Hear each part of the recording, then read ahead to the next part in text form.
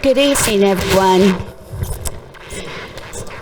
I am Mayor Barbara Bender, and I'll introduce the council. This is going to be a little bit different format than our normal formal Monday night meetings. We wanted to keep this a little more informal, a little more free-flowing, so that we could really have some good discussion back and forth. Let me introduce the council for anybody who doesn't know. We've got Councilmember Christy Linsky, Carrie Hetherington, Mayor Pro Tem Todd Warner, Councilmember Norman Carter, Councilmember Gretchen Schultz. We've got our City Manager Matt Pepper and our Assistant City Manager Mercy Montgomery. So tonight I will call the special called public hearing of the Mayor and Council for the City of Snellville, Georgia, Thursday, January 30th, 2025 to order. It's about 6:35. So the format for tonight is I'm going to do a short presentation to kind of explain what House Bill 581 and this property tax exemption does. Try to explain the convolutedness of the law and the hard implementation process. It's going to be difficult with this, and so we're going to go through that short presentation, probably about 10 minutes or so, depending on how much I ramble.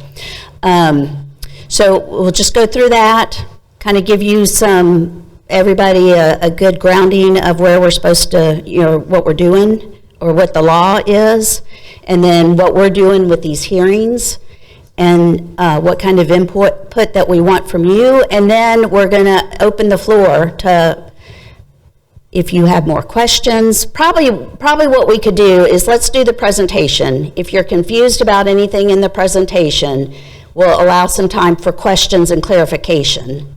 And then we can start moving into what we want to hear from you is, should we opt in or should we opt out? Okay?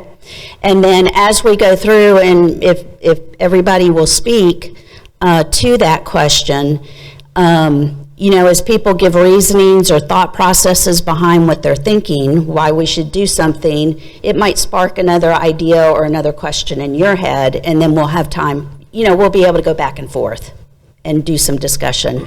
I do want to say that this council has not made the decision one way or the other where we're going to opt in or whether we're going to opt out. Okay? We're doing the hearings so that we can hear from all of you. And I'm thankful and happy and grateful that you all are here, because it is difficult, and whatever decision we make has some ramifications to it, and we would just want to make sure that it's better, we get better feedback from you when everybody knows truly what we're talking about. Okay, so let's start. Erica, if we can go to slide 1 and just give you an overview of what the law is. Okay, so House Bill 581 was approved last year in the 2024 General Assembly, the Georgia legislature, and it was signed into law by Governor Kemp. The law called for a referendum to be held for the voters of the state of Georgia, and that was on your ballot in November. And you don't have to tell me whether you voted for or against it, but I'm telling you, if you're a homeowner and you were a voter in the ballot read, like, yes, I'm voting for this because it's going to save me money on your taxes, and it certainly would, okay, at least in the short term. So that referendum did pass, and in our area it passed by a majority of like 60 to 65%, okay, and we understand that. What it does is it enacts a statewide floating homestead exemption, okay?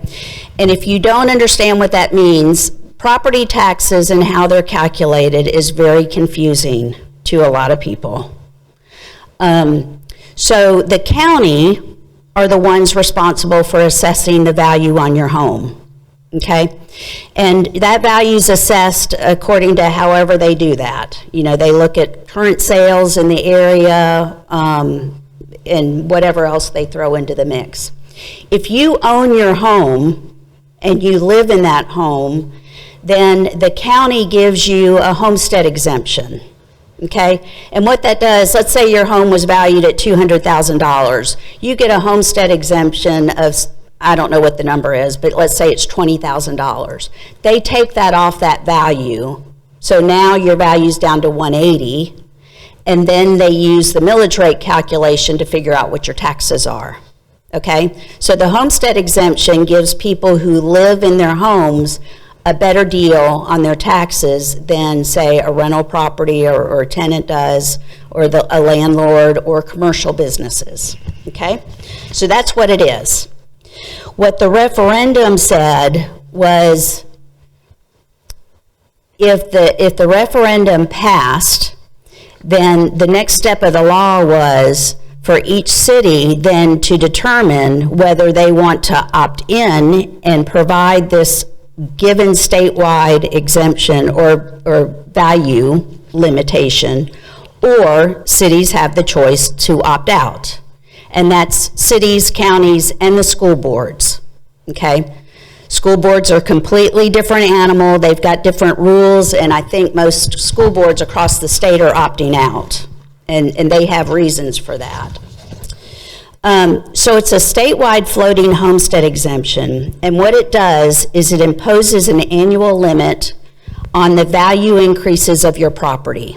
Okay, so if y'all think about, if you kind of watch that when you get your tax bill, how much they value your house at, you might realize that, you know, okay, so they valued it at $200,000. The next year it stayed at $200,000. The next year it stayed at $200,000. Property values are doing different things, and then all of a sudden in year 3 or 4 it goes up like $60,000, and you're like, what? Where'd that come from? Right? So you get these really large increases. I know we were talking about it. My home last year went up $100,000, just like that. But homes in my neighborhood had sold for unbelievably high prices, you know. So, and that's the repercussion. When the market goes up, the values go up. So what the law does is it caps how much a homeowner's property value can go up in a single year, okay? And it caps that to the inflation rate. Okay, and the Georgia Department of Revenue will determine that inflation rate each year. It's going to be some kind of thing with the CPI. So you're probably looking at like 3 to 4%, although like 2 years ago, we had like an 8% increase in inflation. So it could go up higher in years like that, but that's kind of rare. So what it says is that your property can only go up by that CPI every year. So it might be a 3% increase. Now, the flip side, you know, one thing to think about, the way the county's been doing it, it might go up, but it'll stay that way for a couple of years, and then it'll go up again, stay that way a couple of years, and then it'll go up again. Under this scenario, it will go up by that inflation rate every year. So you'll have smaller incremental changes over time, okay? The taxable value of the home would reset once the home was sold. So if you bought your home today, it's going to lock in at that rate and then could go up by that inflation rate, you know, every year, okay? And the value, the actual value may go up by a whole lot more than that. When you sell your home, the new owners coming in, it will lock in at whatever price they pay for it, okay? So we look at, one of the things that we've been looking at is what's the financial impact on the city, okay? And I think you all would agree with me, I think council and the city manager would all agree, that that part of the law is awesome for homeowners. And I think the reason that it's great is, you know, when you live in an area where things are happening and values are going up, you know, we've got the town center going and it's making properties around the town center more valuable. And over time, your house may be increasing, you know, the value of the house might be increasing rather rapidly because people want to move, you know, closer to the downtown area, and you don't have a lot of control over that. And by doing nothing, the value of your home's going up and your taxes are going up, okay? So over time, it's a good deal for the homeowner. The issue becomes that with that suppressed valuation on that segment of homes or properties in the city, it's going to put an impact, it's going to dampen our property tax collections that we use to do the services that the city provides, okay? So our challenge has been trying to assess how much of an impact will that have on the city's budget going forward, because this is going to be a compounding thing. If you have somebody that moves in and you stay here for 20 or 30 years, I've been in my home 30 years, 32 years. So you get people that come and stay for a long time, that property value digest is not going up the same way that it used to. So it creates an issue on the city financing. So the assessed value, Matt had just run some numbers from 2016 to 2024. The assessed value for residential real estate property in Snellville increased by 150%. The median value increased by an average of about 9%. The consumer price index from 2016 to 2018 averaged about 3%. So you can see that we're not going to get the same kind of increase in our revenues, in our tax collections, if everybody's, house values are not going up the same way. So it creates an interesting challenge for us. So what we did was, Erica, if you want to hit the next slide, we took a look. This is a lot of numbers. If y'all aren't numbers people, I'm sorry. But we'll just walk through these kind of quickly here. But you'll see from 2020 to 2024, our real property taxable value, you can see what those numbers are, and that's in the millions. So that's $239 million for 2020. And it increased over those years to $427,000. Okay? Million. What did I say, thousand? Sorry. It's been a long day. I was up late last night, too.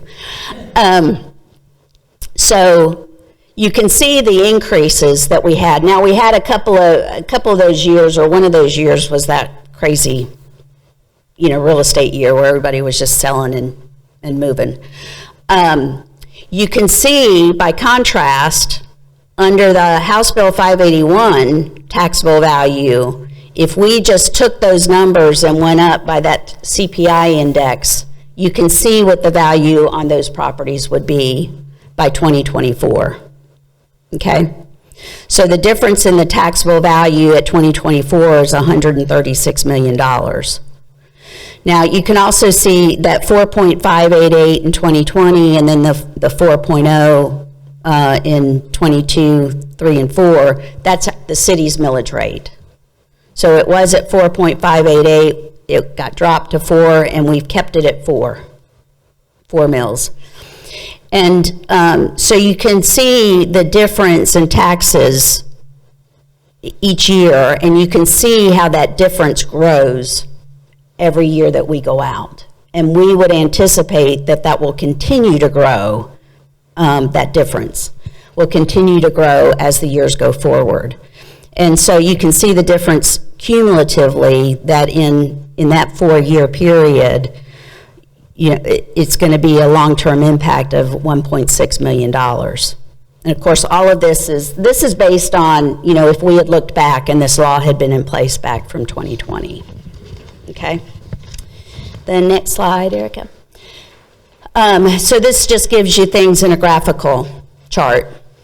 The blue line is what actually happened as far as valuations went, and the whatever color that is, brown or burgundy or something, you can see where that would be if we were under the rules of House Bill 581 at that time.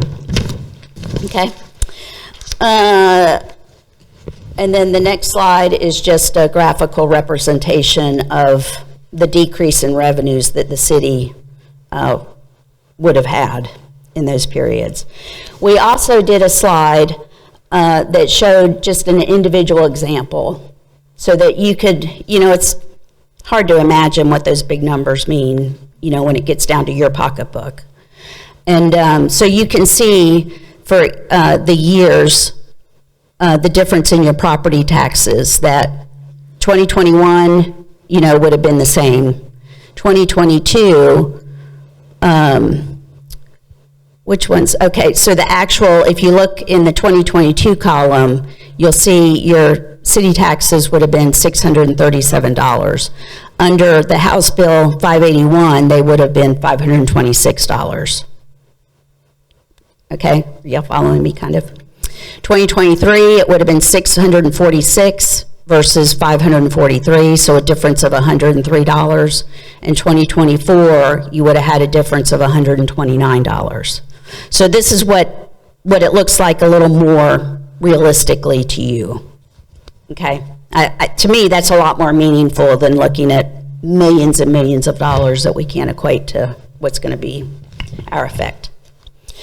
Okay, so that's the explanation of the bill, okay, and some of the impact that it will have on us.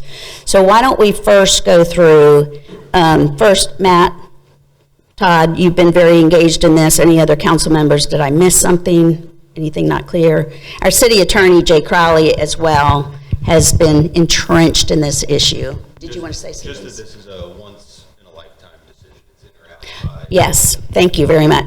Very good. So let me explain this public hearing process and what happened with the timing on all of this. This law got passed and signed, it got passed last year. It was signed by the governor in June or July. The referendum was in November. So we really had to know, we had to wait for the referendum to know what was going to happen, whether people were going to vote for or against it. So as of November 5th, and it passed, we have until March 1st to make a decision.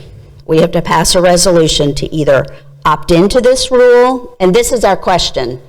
We can either choose to follow this House bill, okay, or we as a city can say we're opting out and we're going to continue to maintain the valuation program and the exemptions and things that we currently have. Okay, that's the decision that's before us right now. Okay, we have until March 1st to make that decision. Whatever decision we make cannot be changed unless the state legislature changes the rules down the road. It can never be changed. The city will forever be under this program. Okay, we can't decide in 4 years, oh my gosh, we can't afford to do anything, so we're going to take this away. Okay? So it's a big decision that's going to impact us one way or the other. They also said if a city decides or contemplates that they want to opt out, then you have to have 3 public hearings. And there are all sorts of advertising and notice requirements to be able to hold those hearings. For us to be able to hold them kind of in the schedule that we would want to have them, we had to make a decision because we'd have to start advertising. If we were even contemplating opting out, we had to start advertising December 30th. Okay? So we're trying to figure all of this stuff out, and if you think about it, November 5th, you're into Thanksgiving, you're into Christmas, we're all running around crazy with year ends. So it's a lot to try to figure out in a very short period of time. If we didn't start advertising these hearings, then we were going to be in because we wouldn't have been able to have this.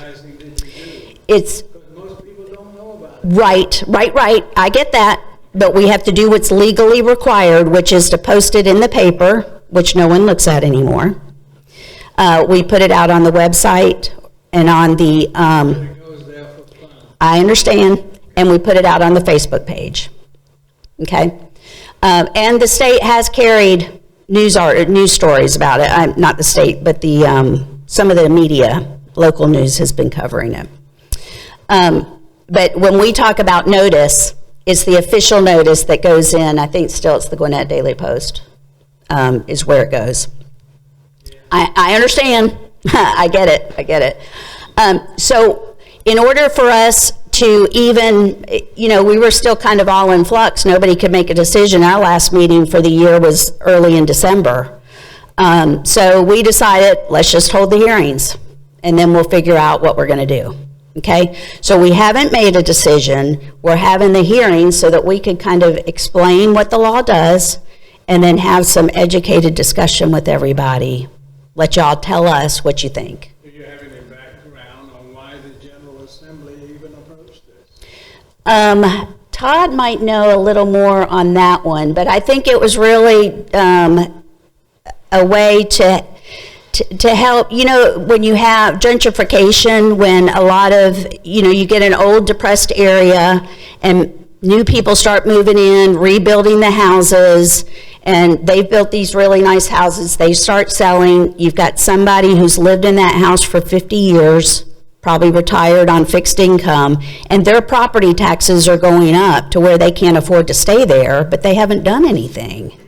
So it's to help smooth that out, I think is the reason. Do you want to speak to that? I'm trying to find the article where it was explained.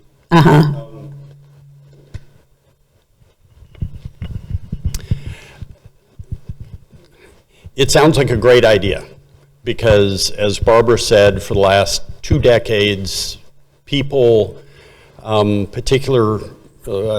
particularly in downtown Atlanta, have been having their houses sold for $20,000, $30,000, $50,000, and then someone like myself, yes, I'm a real estate investor, will come in, totally renovate the house, sometimes tear it down and build another one, and then the house is worth $400,000 or $500,000.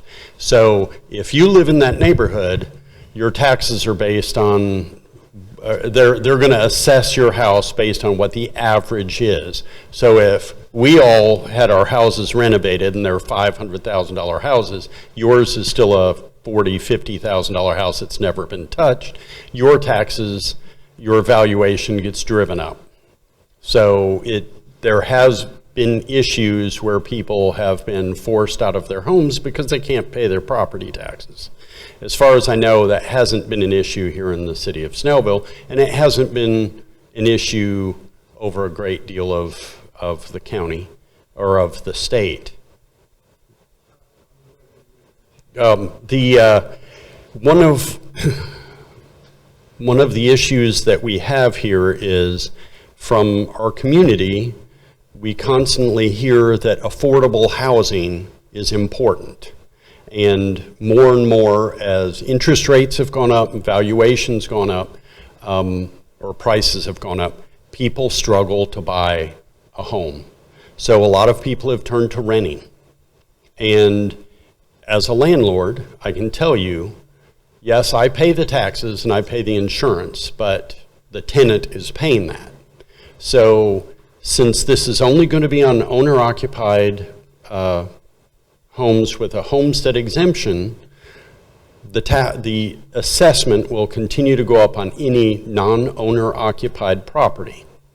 So the people who probably can least afford it, are working poor who are renting, are going to be saddled with ever-increasing valuation, ever-increasing taxes, while myself and the mayor, who bought our houses 20, 30 years ago, assuming we stay in our houses the same length of time, are going to see very minimal increases.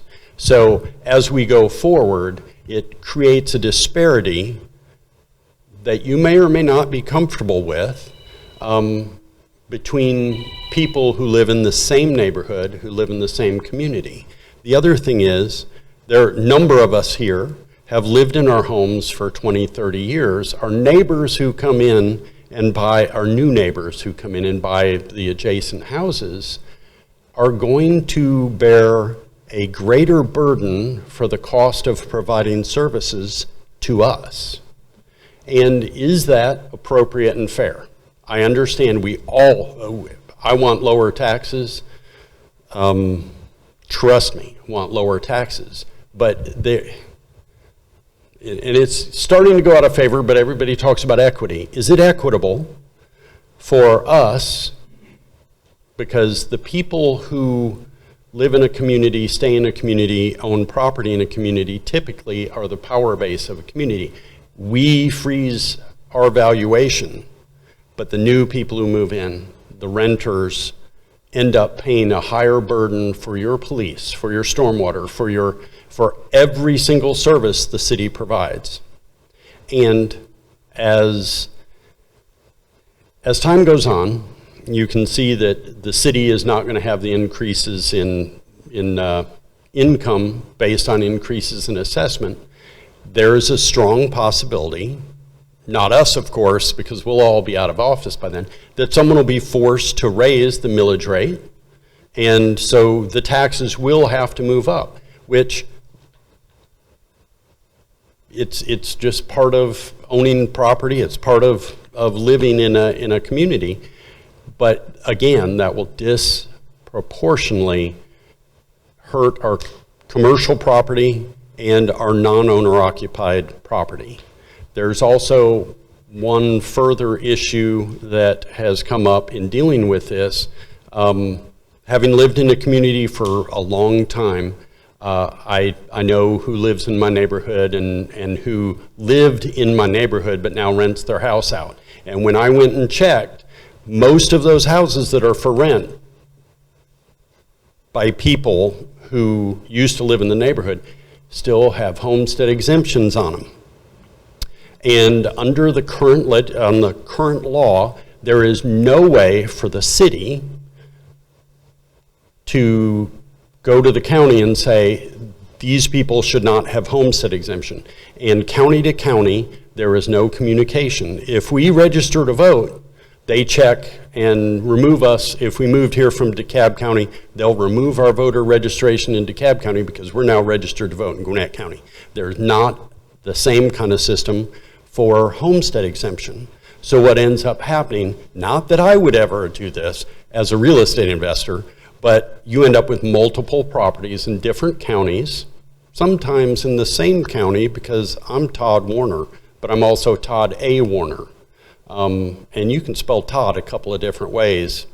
Real estate investors have a lot of different ways of making sure that you could probably carry forward that homestead exemption, and there is no system in place to take care of that.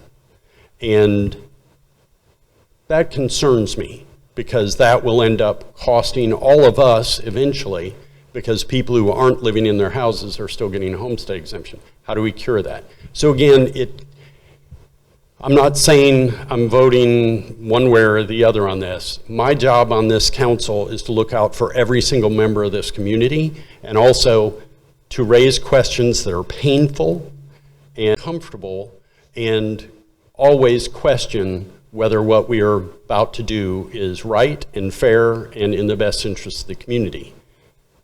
Doesn't mean that I'm in favor of not opting in. It's just a matter of we all need to be on the same page and know what this actually means. And I think the way we'll do this is we'll be playing devil's advocate on both sides. When questions or comments come up, let's kind of do that, poke holes every which way. Don't think that we're trying to defend one way or the other.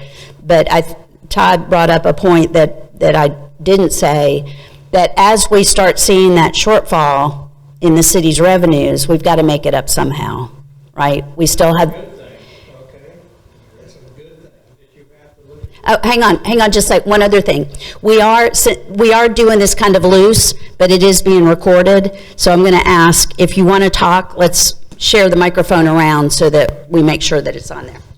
Well, excuse me, you want to... Yeah, he's about to give me some instruction, so. Just before we pass around the mic, if you'll just open up the public hearing, and then we can pass it around. Okay, so I'm going to officially open the public hearing. See, that's why we have him here, to make sure that it keeps me honest.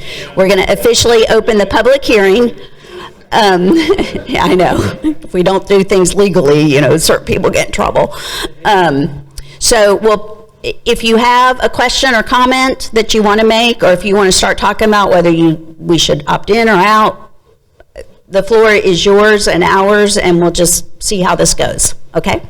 Barbara, still looking for the paper to sign, the student has decided for paper. No, don't worry about it. We'll bring it around.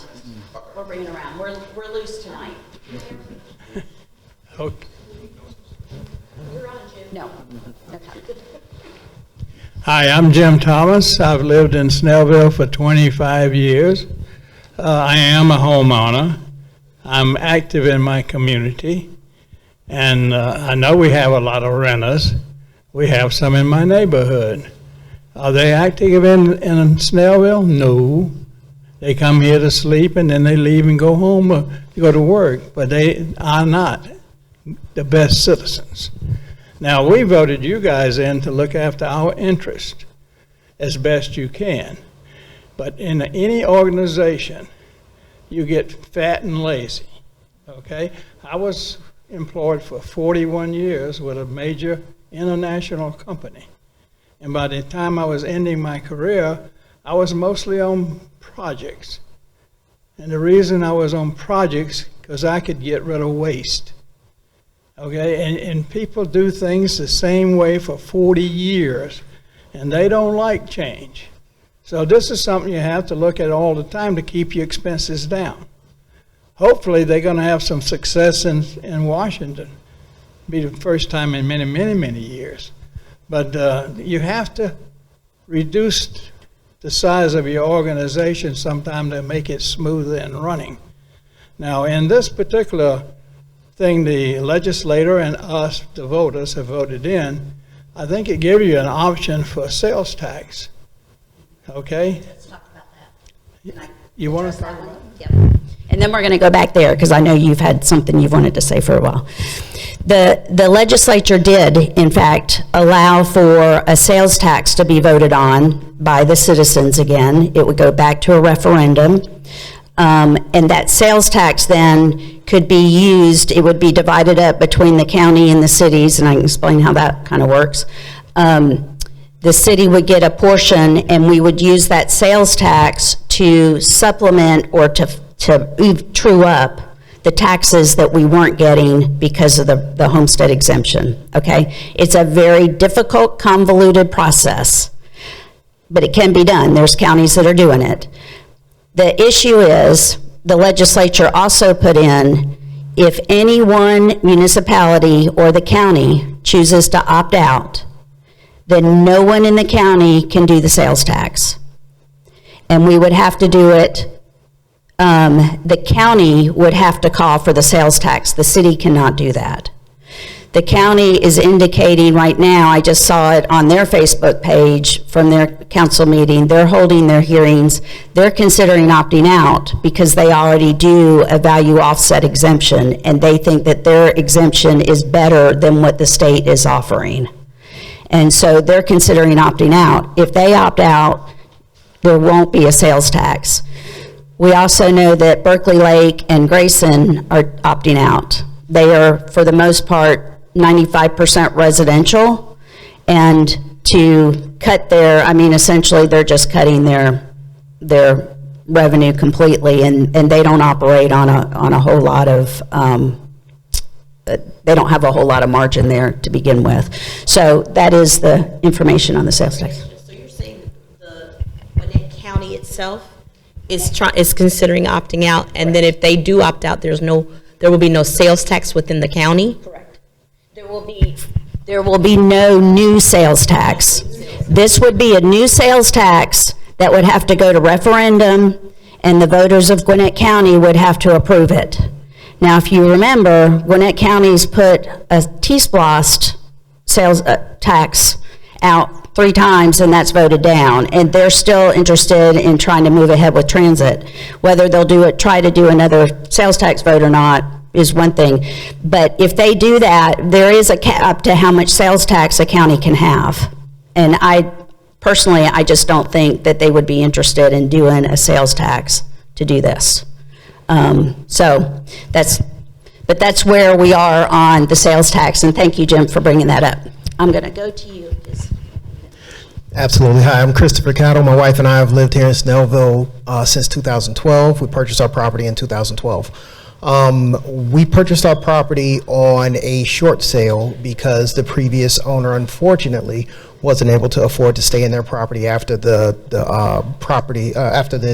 housing bubble bust. And I recently received a notification from our bank that our escrow will be increasing by approximately $91 a month. Proportionally, that is a 24.7% increase in taxes. So what I'm looking at is the possibility that I will have to pay an additional 24.7% in taxes to remain in my home.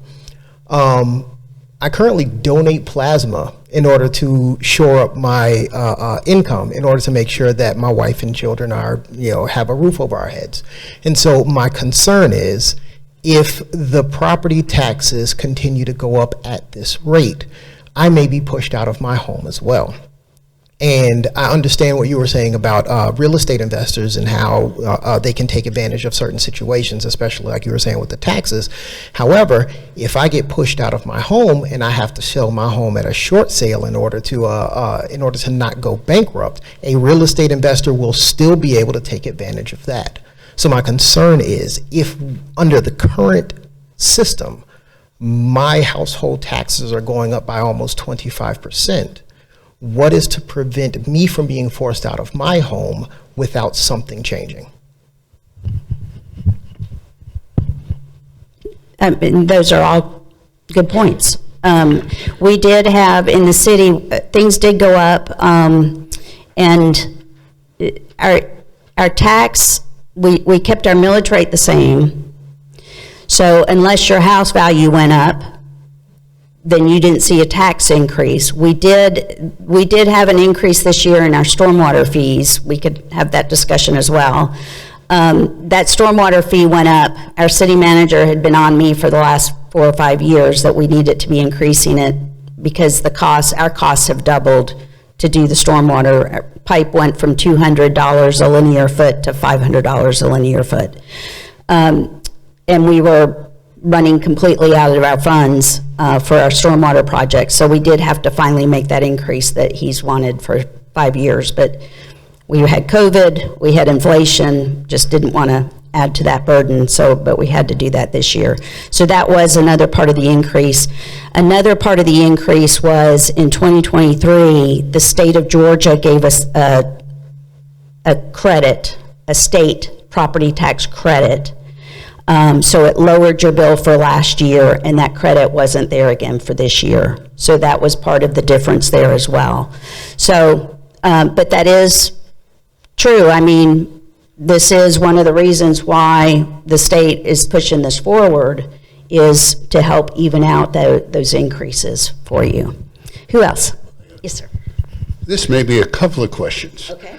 And I will be honest, I did not live in the city of Snellville. But my name is Art Sheldon. I'm the one who tried to run for county chair 4 years ago. So I'm going to come into the aspects of a couple of questions. One thing, it looks like the city tax itself is not growing that much every year. So we're not talking about a big thing. The biggest number that's growing is the school taxes. And that's a totally different thing that's at everybody. And that's the one that people really need to be concerned about. Now, as another option for revenue, that I've been going to the county commission about and the school board, is something called an impact fee. The county had them many, many years ago, and they dropped them 30 years ago. That's another consideration we need to look into, all the cities. And the city and the county can really need to get together on this thing. Now, how much that's going to work, but there's a lot of new development going on. And that's what the impact fee is all about. What demands on infrastructure such that that's being driven by this new development. So that's another revenue source that we can look at. I don't think the city themselves, where the tax are going up that much, the city, it doesn't really matter as much as you opt in or opt out. I don't know where the school board is going to be. I didn't go to the meeting last week. I'm going to go to the other meetings and talk to them yet again. But I think there's a lot of things that we need to worry about. But I don't think that this law makes sense that the legislature passed, and I think everybody, that we voted to allow you guys to opt out, and that's really where you should be right now. Opting out, leave yourself the flexibility to do the right thing for the right people at the right time. Okay. Thank you. Who else? Questions, or we'll go here? Kurt Schultz. Could we put up the, I believe it's the second sheet back on the video? That had all the, there, that's the one, whoops. Anyway, is there a way to show how much more millage we need in order to compensate for the difference we'd be losing with this new state approval? I don't know, Matt, is there, or Todd, is there some way, you know, you could guesstimate fairly closely about, you know, how much extra millage rate you'd need to make up for this difference with this new, if we opted in, is what I'm saying, because we'll have to somehow get additional millage rate to compensate for a good deal of this stuff. Oops. Yeah, we could certainly try to look into that. I think that would be a challenge to be accurate with what that would be, but we can certainly try to do that math. Well, we could do it at a micro level, yeah, but if we're looking at the whole budget, I mean, that's a little bit different issue. Well, and clearly, if the city's not maintaining their property tax revenue from year to year, we would have, that would be our only avenue, would be in adjusting that millage rate. So you could expect that kind of in exchange for your property values not going up quite so quickly, you know, we're going to have to adjust that with a little bit higher millage rate. Now, a little bit higher millage rate on homesteaded property isn't as much of an impact because your valuation's not going up, you know, a lot, and then the millage rate also going up on top of it. It would have a bigger impact on the commercial property owners, so which would impact small businesses. You know, when you think about commercial property owners, the Walmarts of the world, the Targets of the world, the McDonald's of the world, you know, who cares if their taxes go up so much? I mean, eventually it does all trickle down to the consumer, but in the scheme of things, who really cares about that? But when you think about some of these retail strip centers and things like that, they house small businesses. You know, you've got mom and pop people that own businesses in those places, or they might own their own building, and their property taxes are going to still be going up. And if we're having to adjust for that shortfall with a little bit higher millage rate, you know, they're getting the wild assessment and a little bit higher millage rate increase too, and that impacts the small business and their ability to provide services and goods to the local community. Yep, there was another point. Chris said. To Chris's point about the 27% increase in his escrow that he's dealing with right now, trust me, I feel you. Every single one of my properties, and it's not that huge amount, but a couple of properties, the property insurance itself has gone up this last year between $600 and $800. So that could be a majority of what you had. Plus, we did have to raise the stormwater fee, which is paid through your escrow, so you would feel that also. And the property insurance, I've noticed that insurance companies are raising their prices both on cars and on property, homeowners insurance. Some have actually started to pull out of Georgia because the industry feels that we need tort reform or lawsuit reform. And that was in the news today because the governor proposed something or other which supposedly would cap something. I haven't had a chance to look at it. Ain't my job. But our homeowners insurance have been just shooting up also. Just wanted to yeah, I feel your pain, and It's everywhere. it's everywhere. Well, and because, because another budget thing that we're going to be facing this year is sanitation. Yeah, you don't want to bring that up. Sanitation costs. When I first took office in 2005, your sanitation, if you live in the city, it's covered with your property taxes. And there was a time where the recycling center recycled goods we could actually get funding, money for, we could sell them. Those markets have not been good. So we pretty much lose money at the recycling center, and that used to help offset some of the garbage costs that we were paying out of property taxes. Over those 12 or 15 years that I've been in office, when I first got here, the city was taking out of their general fund, which is the property tax revenue, we were taking about $500,000 out of that property taxes to help supplement and pay for the residential garbage pickup. This year, it was over $1 million. Budgeted. And the bad news is we've had a contract with our current haulers for quite a while. And we sign, usually it's like a 3-year contract, and then each year for so many years, we can just use that same contract amount, and they get an automatic like 5% increase. And we've been doing that. Well, we have to go out to bid this year. And we already know from talking to other cities, we're paying $14 per household for garbage pickup. It's going to go to $18 per household per month. So that's going to put another huge hit on the budget that we've got to find the revenue for. So, costs aren't things aren't getting cheaper. And so we've got that kind of falling into this perfect storm of what we're going to do here. Yes, sir.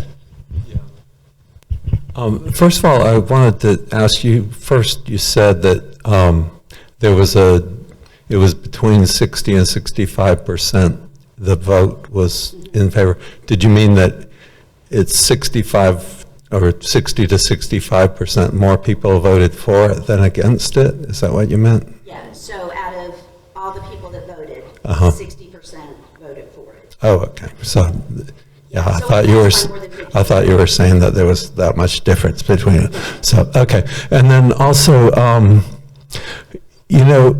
as far as you were describing it as a cut in revenue, when if the house next to me is worth $500,000 instead of $200,000, and then you're saying if my taxes don't go up to that level, then it's a decrease in revenue for the city, but it's my taxes go up more than they go down a lot. I mean, they go up still, so you should still be getting revenue, whether the house next door to me is worth $500,000 or if it's worth $200,000. You're still getting more revenue over year to year for the city. My taxes go up; they don't go down.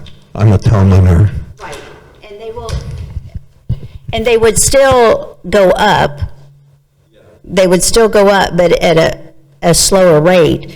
And when we're talking about this too, you got to remember, when we look at ourselves, our individual houses, everybody's situation's a little bit different because not everybody's house gets reassessed in the same year.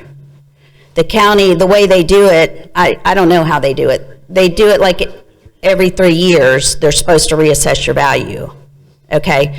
So, and they don't do everybody all at once. So all of Snellville doesn't get reassessed at the same time. So you might have some people, like I said, my house, the valuation went up $100,000. So even with no change in the millage rate, I'm paying more taxes.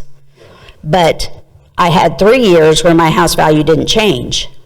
So my tax didn't change because we didn't change our millage rate. Okay, so we're still getting the same amount of revenue. We weren't losing money, we were just getting the same. When we look at it from a city budgeting standpoint, we're not looking at individual houses and that impact on an individual. We're looking at it on the city as a whole.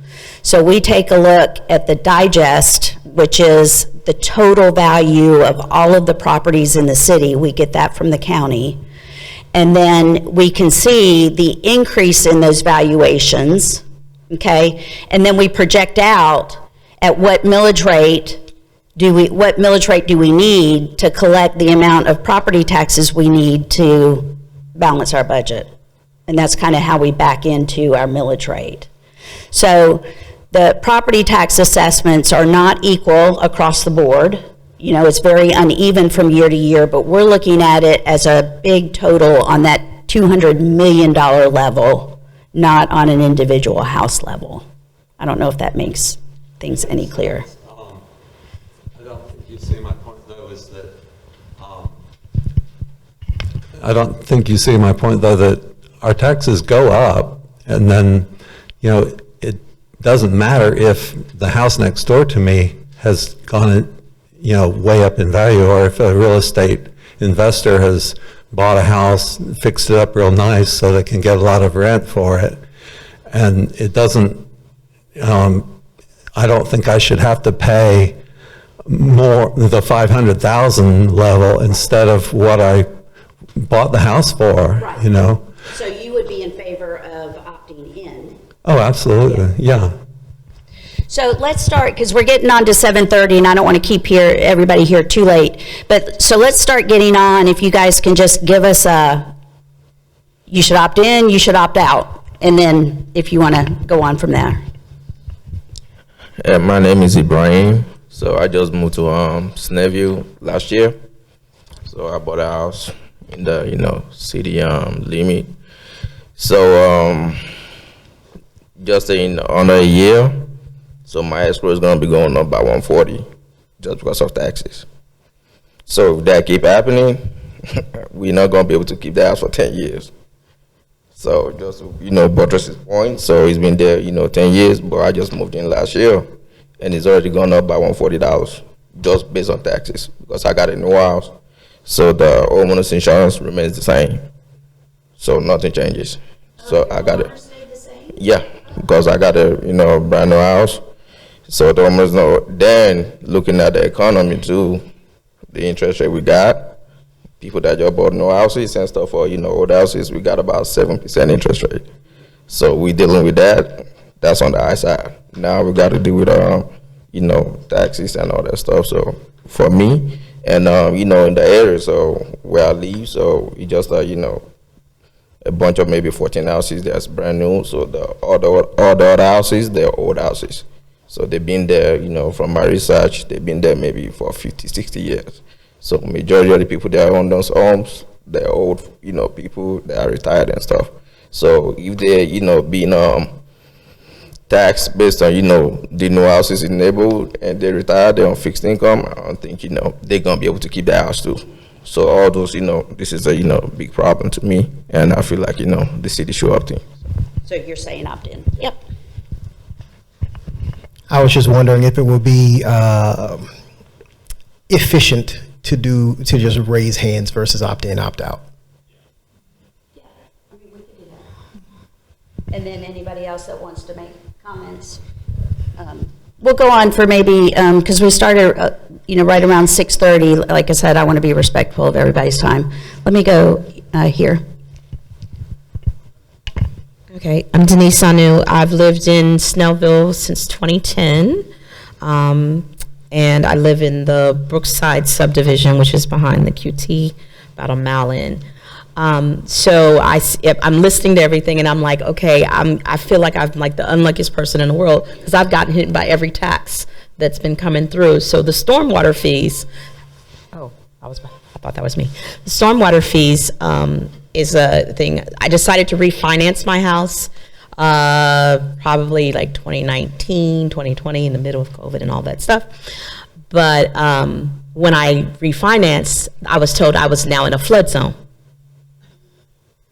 Hadn't been in a flood zone when I bought the house. Did I mention my house is on a hill? But I'm on the flood zone. And so the flood zone is because Little Haynes runs 2 houses down behind my property. It's not on my property. The runoff from the city is 3 doors north of my house, not on my property. But because it's running east-west or north-south, whichever direction, and it's running past, they were declaring that a flood zone. So my insurance not only increased, but then I was required to do flood insurance for a house on the hill that will never get flooded. And then on top of that, when I sought to get work done for the runoff so that to lower basically the range of the property so that there would not be a flood zone that crossed over my property, there was back and forth as far as who actually has jurisdiction over the property. Snellville said it was Gwinnett County. Gwinnett County said it was Snellville. Snellville said, no, it's Gwinnett County. Not saying nobody was helpful, but when we finally did get 3 or 4 surveyors out to kind of try to fight it out, it was like, oh yeah, well, there's not really anything we're going to do because it's the runoff. We can give you some rocks. We'll put it on the street, and you can carry them to the back of your property, 1 acre, back, so that you can put the rocks in yourself. And now I'm hearing we're going to get an increase in storm fees, property taxes, flood insurance, homeowners insurance, increase in storm fees, and now you want to opt out. I don't see how anything that is in line with what you're proposing is beneficial to the homeowners. So, did you say Brookside Run? Brookside, Meadow Chase Court is the street. Oh, okay. No, I was just saying I agree. Oh, you agree with that? Okay. Anybody else want to opine? Yep. I'm just one of them people I like to cut to the chase. I mean, you can be talking all night and going back and forth. My name is Sam Merrill. I live in, I guess I'm in the Snellville area, Grayson, Snellville area. So what is the upside to this? And what is the downside? Because we can talk and go back and forth all night, but a decision got to be made, and we need to know the real, the upsides versus the downsides. And I think that's the question. Okay.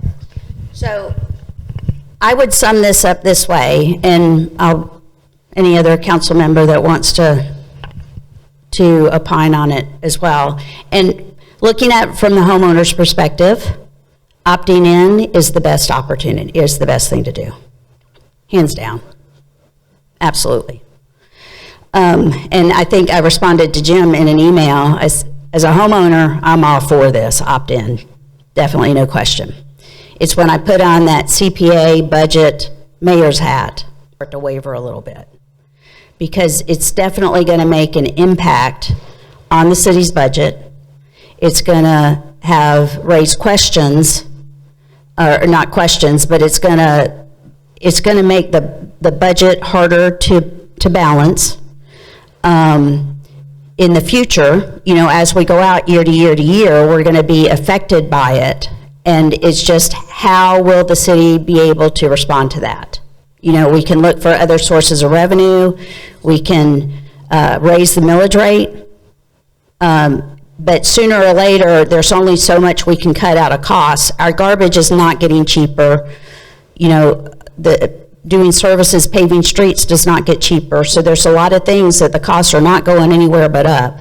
And we've got to be able to fund that budget. So that to me is the potential downside, is just the impact on the city budget and our ability to deliver services that everybody's used to. Okay, then, if that's the case, then we have to figure out still, which is, again, either way we're going to pay. So you can opt in, it's going to be a pay somewhere else. It's no way out. But what is the most, I guess, the less impactful? And that's a question I don't know that we can answer. Right. But we have to make a decision by May 1st or March 1st. March 1st, okay. So that's the hard thing. Yeah. We're recording, so we just need to. I checked with our tax guy who's in the room, and I believe that all of the homestead exemptions that the county has transfer through, when you register for that, it transfers through to the city digest. So whatever the county does, it's going to transfer through anyway already. Is that correct, Matt? Because that's what our tax guy said. My understanding is it's just with the county tax portion. No, but we work off of their evaluation. So if they have a homestead, if a property, like my property, I didn't have to file homestead exemption in the city. I filed with the county. The county sends that information on. Our tax guy nodded his head, yes, that's correct. So whatever the county's going to do, that will already come through, and they already have the value, whatever term, value offset exemption. So You don't honor the DOE, right? Snellville doesn't. oh, now he's shaking his head no. Okay, sorry. Okay, all right. All right. Okay, when, I see. oh, I didn't even know this was there. Transfer over, but the actual amounts are different. Okay. So when Barbara says that not everybody is a numbers person, she's talking about me. Like, I really struggle with reading those charts and the numbers. So from a non-CPA and not property investment viewpoint, and to kind of maybe help answer your question, cost increases are going to continue to go up. The things that we have to budget for, those costs are going to continue to go up at the same rate they are. If we opt in and limit home valuations, those taxes will still continue to increase, you are correct, but at a much lower rate. So while cost continues to go up at this degree, what the city gets from your taxes because of these limitations is going to be more down here. And we have to fill in this gap between what we are getting from your taxes and what we have to pay for. And that is going to come in more frequent millage rate increases. So one way or the other, it's coming. And they'll meet that disparity. And to meet that disparity.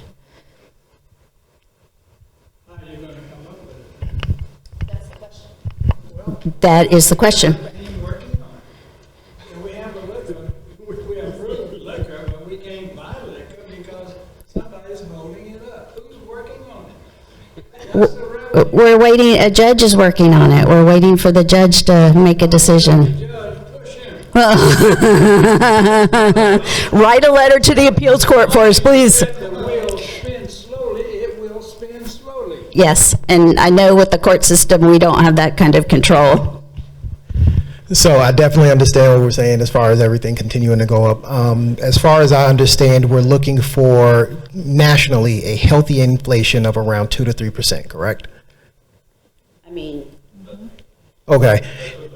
That's what the Fed shoots for. I'm not talking about inflation. Oh, I definitely understand. So essentially what it seems like is opting in is looking at having our valuations increase according to a healthy inflation rate nationally.